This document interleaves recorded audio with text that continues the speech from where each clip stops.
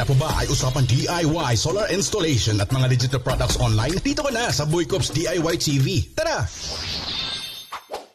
Okay, magandang buhay kasipag. First, thank you sa mga nag-comment at naka-appreciate sa first video review ng inverter na to. Kaya naman, second review tayo. At ito na nga, na-unbox ko na. Simulan natin sa spec. 12 volt, 8,000 watts. Output frequency, 60 Hz at 4,000 watts continuously. For testing review, tignan mo naman ang multifunction display. Kompleto, nandyan ang battery level, ang load, ang frequency hertz, ang output, voltage from battery, at watts from load. Diyan pa lang panalo ka na. At inopen ko na nga to para sa quality review. Grabe, I'm not expert for electrical. Pero sa gantong loadeds na materials, sureness ako, ginawa to pang heavy duty. Kaya let's go sa important review, ang performance. Ito na nga, watch carefully. 1,300 plus ang watts na nakaload. Nasaan ba to? Okay, simulan ko dito sa breaker. At ayan po ang extension wire. At ito na nga, manual dual switch. Ang baba sa solar, ang taas sa Coteco. At sundan natin ang wire. Ayun, pumasok sa butas. So ito na yun. At ano bang nakasaksak dyan? Yun, no? Aircon pala. And actually, almost 3 hours nang nakasaksak yan. O diba? Libre na ang aircon.